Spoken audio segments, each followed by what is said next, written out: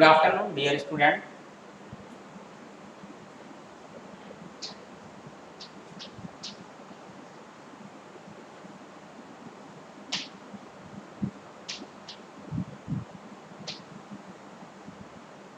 Digital electronics का next lecture आज हम देखेंगे।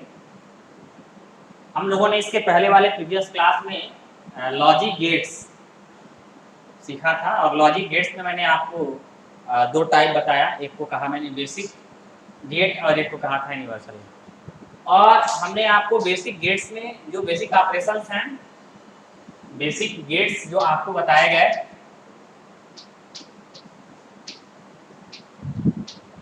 तो मैंने बेसिक गेट्स को डिफाइन किया और बेसिक गेट्स के टाइप्स भी बताए। जैसे कि मैंने कहा कि जो पहला आपका था बेसिक गेट, उसका नाम था और लॉजिक गेट, और गेट कह सकते हो। सेकेंड है आपका एंड गेट, और जो थर्ड है वो है आपका नॉट गेट। तो these are the basic gates, OR gate, AND gate और नॉट गेट। हमने इसके पहले ये सारी चीज़ें मैंने कहा था, ये आपका वो चैप्टर था, और इस कोर्स चैप्टर में मैंने आपको बताया था कि चैप्टर का नाम लॉजिक गेट। हमने वहाँ आपको एक्सप्लेन करके समझाया कि लॉजिक किसे कहते हैं, गेट क्या होता है, फिर आपको सिखाया लॉजिक कितने टाइप्स के होते हैं। उसके बाद मैंने लॉजिक गेट का टाइप बताया। तो very sequentially I have explained about all the term. Now we are going to talk about the classification about basic gates, in which we are studying here three type of basic gates like OR gate, AND gate and NOT gate. तो अभी जो हमारी बातचीत आपसे होने जा रही है वो होने जा रही है OR gate, AND gate और NOT gate पर। अब हम स्टार्ट करते हैं। सबसे पहले हम आपको सिखाएंगे OR gate क्या है। मैंने आपको गेट बताते समय एक और भी बहुत अच्छी बात बताई थी, जो आपके लिए मैंने कहा था कि ये फ्यूचर में आपके लिए एक फार्मूले का काम करेगा, और आप उस बेसिस पे किसी भी चीज़ को डिफाइन करने में आपको कहीं से कोई दिक्कत नहीं आएगी, और इजीली आप किसी भी तरह के या किसी भी गेट्स को, चाहे वो आपका बेसिक गेट्स हो या यूनिवर्सल गेट को, इजीली डिफाइन कर सकते हैं, और कोई भी ऐसी चीज़ नहीं रहेगी जो आपसे छूट जाए। तरीका उसका ये था, मैंने कहा था कि किसी भी गेट्स को डिफाइन करने के लिए चार इम्पोर्टेंट टाइप की जो कीवर्ड हैं उनको बताना बहुत जरूरी होता है। जैसे मैंने पहला कहा था, पहला आपको क्या बताना चाहिए, तो पहला बताना चाहिए डिफिनीशन। हम चाहे जो गेट पूछें आपसे, उसका सबसे पहले आप क्या डिफाइन करिए, उसकी डिफिनीशन बताइए। दूसरा आप क्या बताएं उसके विषय में कि उसका सिंबल क्या है, उसका सिंबॉलिक रिप्रेजेंटेशन हम कैसे करते हैं उसको बताइए। तीसरा क्या बताएंगे, तीसरा बताएंगे आप उसका ट्रूथ टेबल बताएंगे, ट्रूथ टेबल, सत्य सारणी। और लास्ट वन क्या है, तो लास्ट वन है आपका यहाँ पे इलेक्ट्रिकल इक्विवेलेंट सर्किट, जिसको हम इलेक्ट्रिकल इक्विवेलेंट सर्किट, इसको शॉर्टकट में हम EEC कहते हैं। यानी कि किसी भी लॉजिक गेट्स को डिफाइन करने के लिए चार विशेष टाइप के कीवर्ड हैं। अगर आप इनको डिफाइन करते हैं तो इस पर बेस्ट कोई भी क्वेश्चन जो आपसे पूछा जाएगा आप उसका जवाब बहुत अच्छे से निकाल ले जाएंगे, बता ले जाएंगे। So it is very important to all the student when they are going to talk about basic gates or any type of gate. First of all they will keep in their mind they have to define the fourth keyword like definition, symbol, truth table and electrical equivalent circuit.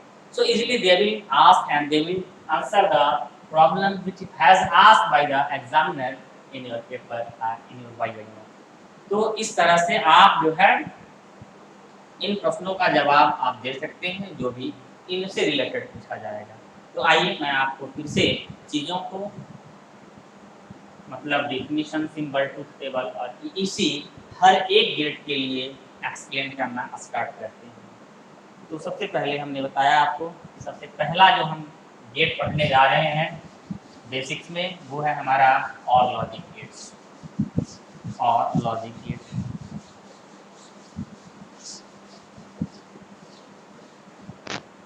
पहला हमारा है और logic gate. या और gate कहिए आप।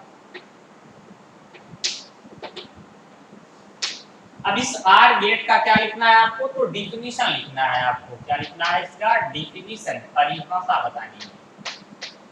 तो ध्यान दीजिएगा, जैसे मुझे तो मान लीजिए पता है प्रेजेंट में, तो मैं बोल ले जाऊंगा इस चीज को, इसकी क्या परिभाषा है। बट मैं भी आपको लास्ट में सिखाऊंगा कि कोई भी चीज रटी नहीं जाती है, क्योंकि हम कब तक इस चीज को रटेंगे।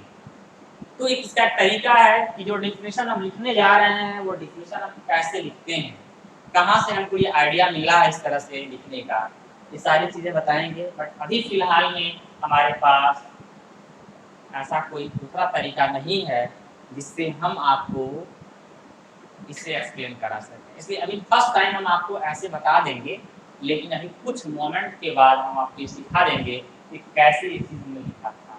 तो आइए मैं लिख रहा हूँ यहाँ पे, कहते हैं ऐसे सभी लॉजिक गेट, ऐसे सभी लॉजिक गेट आर गेट कहलाते हैं, आर गेट कहलाते हैं, आर गेट कहलाते हैं, जिनका आउटपुट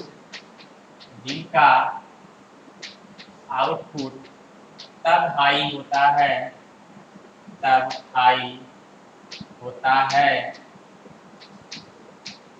जब इसका कम से कम,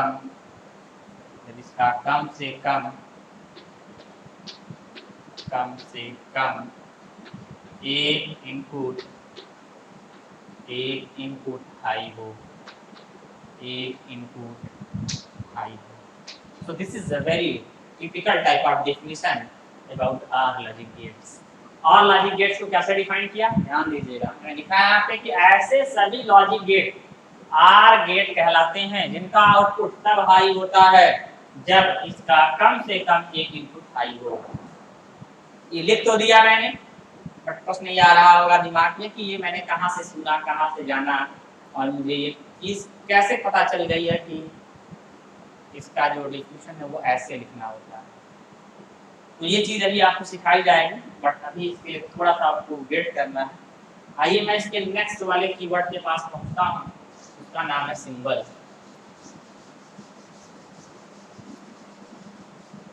उसका नाम है सिंबल। तो सिंबल देखिए इसका सिंबल कैसे बनाते हैं, इसको देखिए आप।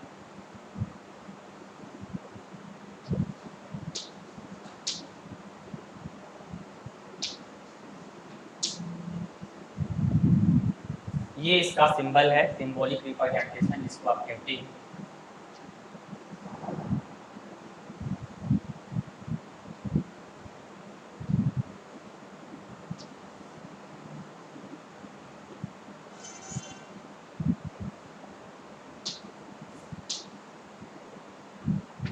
ये इनपुट है, ये आपका आउटपुट है,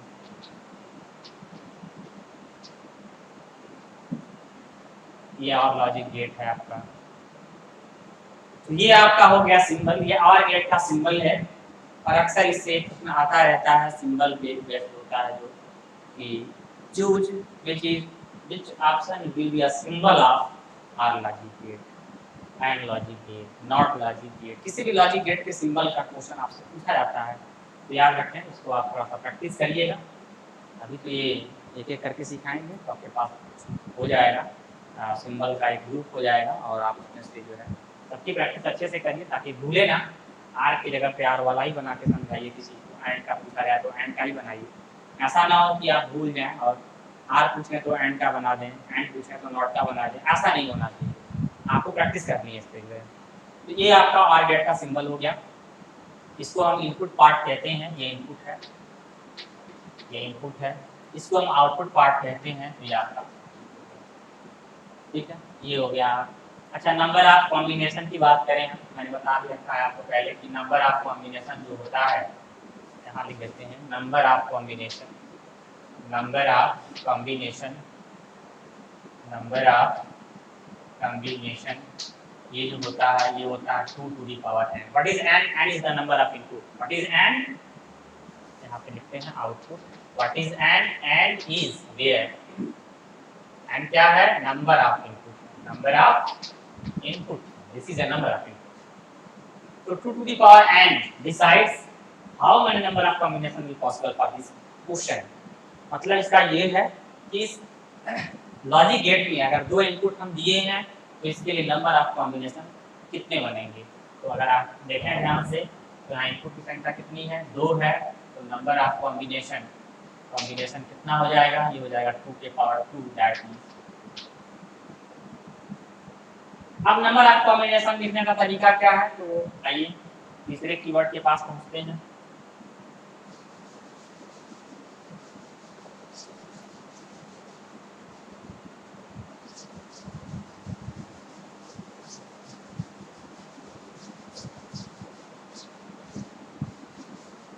तीसरा कीवर्ड हमारे पास है ट्रूथ टेबल.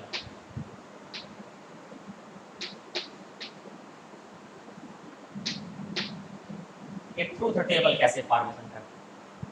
सत्य सारणी इसको हिंदी में कहते हैं. ये कैसे बनाई जाती है हमने कहा था आपसे इसके विषय में, इसलिए डिस्कशन भी बताई थी. एक बार फिर से रिवाइज करते हैं ट्रूथ टेबल के विषय में कि ट्रूथ टेबल क्या होता है. हमने कहा था कि इनपुट और आउटपुट के मध्य रिलेशन प्रेजेंट करने वाला टेबल ट्रूथ टेबल कहलाता है. फिर से मेरी बात समझिएगा. Suppose I have a gate, OR gate, मान लीजिए आर गेट.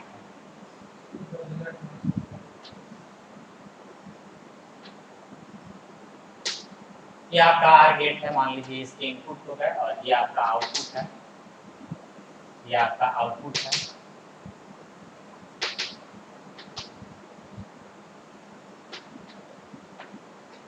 ये आउटपुट है. हम अगर आपसे इसके टेबल की बात करें, इसके ट्रूथ टेबल की बात करें तो तरीका क्या होगा? तरीका ये है कि इनपुट और आउटपुट के मध्य ये इनपुट है और ये आउटपुट है. एक ऐसा टेबल जो इनपुट व आउटपुट के मध्य रिलेशन प्रेजेंट करता है क्या कहलाता है? ट्रूथ टेबल कहलाता है. मैं लिखता हूँ यहाँ पे, ध्यान दीजिएगा.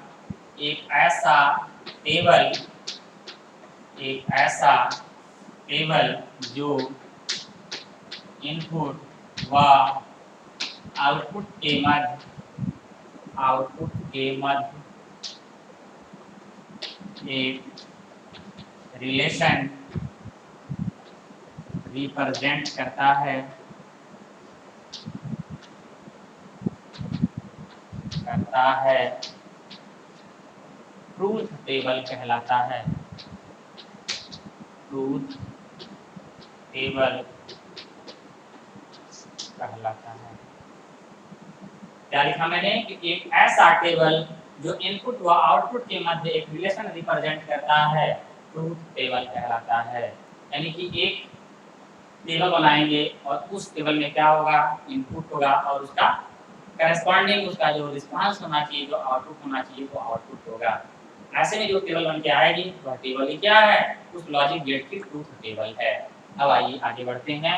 हम और लॉजिक गेट के लिए ट्रूथ टेबल कैसे बनाएंगे?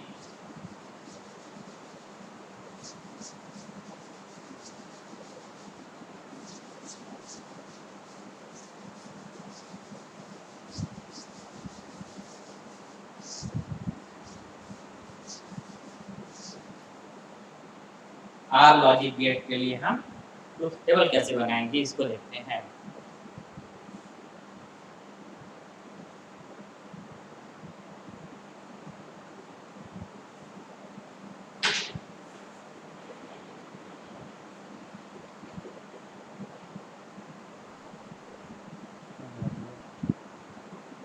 तो आइए ट्रूथ टेबल हम बनाते हैं.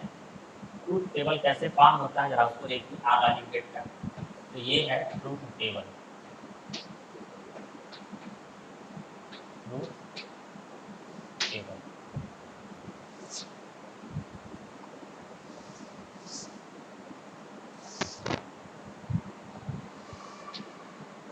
ये आपका हो गया इनपुट, ये हो गया आपका आउटपुट.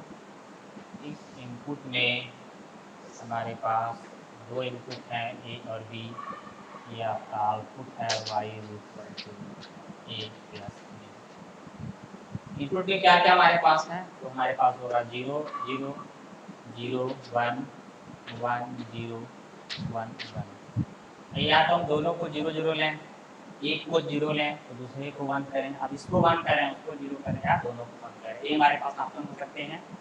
तो इनपुट कॉम्बिनेशन ये हो गया। अब बात आई इसके आउटपुट को फाइंड करने की। आउटपुट क्या आएगा ये हमें नहीं आइडिया है, बट आपको मैंने बता भी रखा है कि हम 0 में 0 जोड़ते हैं तो क्या आता है, 0 में 1 जोड़ते हैं तो क्या आता है, 1 में 0 जोड़ते हैं तो क्या आता है, ये सारी चीजें हम आपको बता रखे हैं। फिर भी हम आपको ये कहना चाह रहे हैं कि इसका अगर हमें प्रूफ बताना हो किसी को, ऑलरेडी मैंने जब आपको बाइनरी का एडिशन सिखाया था, बाइनरी एडिशन जब पढ़ा रहे थे, बाइनरी जब एडिशन पढ़ा रहे थे, बाइनरी का जोड़ पढ़ा रहे थे, तो ये मैंने बताया था आपको कि 0 प्लस 0 कितना होता है, 0 प्लस 1 कितना होता है, 0 प्लस 1 1 प्लस 0 कितना होता है, 1 प्लस 1 कितना होता है, सब समझा चुके हैं आपको।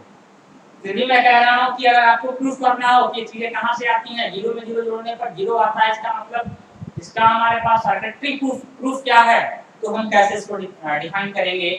इसको डिफाइन करने के लिए मैंने एक और कीवर्ड का इस्तेमाल किया है यहाँ पे, जिसका नाम था इलेक्ट्रिकल इक्विवेलेंट सर्किट। आइए हम उस सर्किट के बेसिस पे इसके आउटपुट की फीलिंग करेंगे। तो सबसे पहले समझने का प्रयास करते हैं कि इसका जो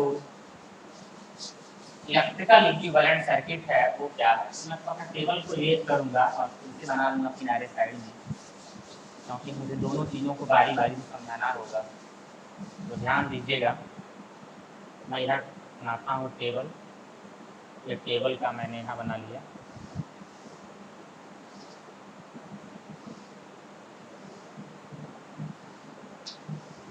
ये आपका इनपुट है, ये आपका आउटपुट है, y equal to A plus B है, ये आपका इनपुट है ए और बी, ये कॉम्बिनेशंस है।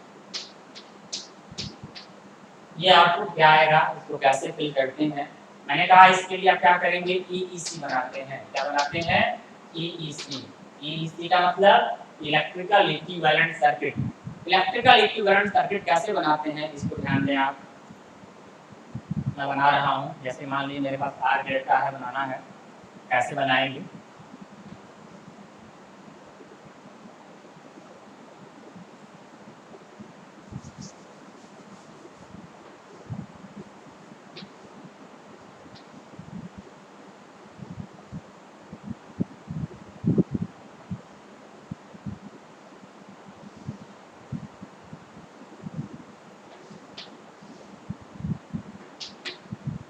ये स्विच A है और ये स्विच B है, एक बल्ब लगा के रखने हैं। इसके ऑफ और ऑन होने से, इसके लाइट अप और लाइट ऑफ होने से हम अपने 0 और 1 की लैंग्वेज को समझेंगे। मैंने आपको कहा था कि जब यहाँ पे क्या होगा, ये लाइट ऑन हो जाएगा, बल्ब जलेगा, इसका मतलब 1 है, बल्ब बुझेगा मतलब कि 0 है।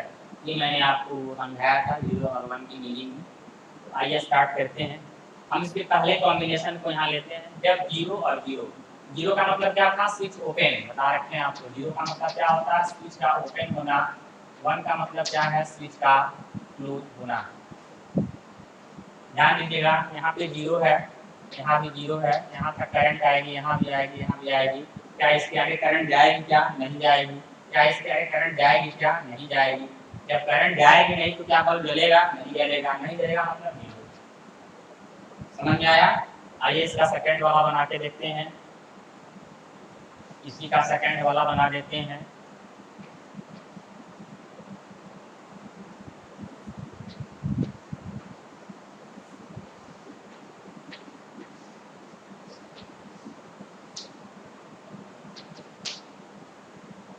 ये A है और ये B है।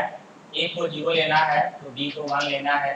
इसका मतलब ये हुआ कि यहाँ से करंट आएगी तो यहाँ तो आगे नहीं बढ़ेगी, बट ये 1 है तो करंट आगे बढ़ेगी, और बढ़ेगी तो क्या होगा, बल्ब जल जाएगा। जब बल्ब जल जाएगा मतलब। और ऐसे ही अगर इसी वाले फिगर में हम तीसरे वाले को एक्सप्लेन करना चाहें, ध्यान दीजिएगा, तीसरे वाले को हम एक्सप्लेन करना चाहें तो ध्यान दीजिएगा। अब ये 1 हो गया और ये 0 हो गया, तो ठीक है, करंट इसके आगे तो नहीं जाएगी, बट इसके आगे तो जाएगी, और इसके आगे जाएगी तो इससे क्या होगा, बल्ब जलेगा। और इसी सर्किट में हम चौथा समझाएं आपको, ध्यान दीजिएगा। इसी सर्किट में अगर हम आपको चौथा वाला समझा दें कुछ ऐसे बनेगा, कुछ ऐसे बनेगा। तो ये है, ये भी हो गया, ये भी हो गया, यानी कि ये बी है, ये भी 1 हो गया। तो यहाँ से यहाँ तक तो करंट आएगी, करंट आएगी, करंट आएगी, करंट आएगी, करंट आएगी, बल्ब जलेगा, बिल्कुल जलेगा, जलेगा तो क्या लिखेंगे। तो ये रहा आपका टेबल का आउटपुट। टेबल आउटपुट लिखने के लिए आपने देखा कि हमने किसका हल किया, इलेक्ट्रिकल इक्विवेलेंट सर्किट का लिया। अब जो मैंने स्टार्टिंग में वर्ड बोला था आपसे, वो कहा था कि डिफिनेशन को रटना नहीं है, बल्कि उसका जो तरीका है, तरीका कहाँ से है, यहाँ से आपको हम समझाने का प्रयास करेंगे। आइए समझते हैं तरीका। हमने कहा था कि आर लॉजिक गेट एक ऐसा लॉजिक गेट होता है जिसका आउटपुट तब हाई मिलता है जब कम से कम एक इनपुट हाई हो, यानी मिनिमम एक इनपुट तो हाई होना ही चाहिए, अधिक चाहे जितना हो जाए तो ऐसे केस में आपको क्या मिलता है, आउटपुट हाई मिलता है। तो बोलते हैं ऐसा लॉजिक गेट और लॉजिक गेट कहलाता है जिसका आउटपुट तब हाई आता है जब कम से कम एक इनपुट क्या हो, हाई। तो ये रहा लॉजिक गेट पर हमारा एक छोटा सा ये video lecture. Next video lecture में हम आपको बताएंगे next logic, basic logic gates के विषय में, जिसका नाम है। बस आज के लिए इतना ही। Thank you.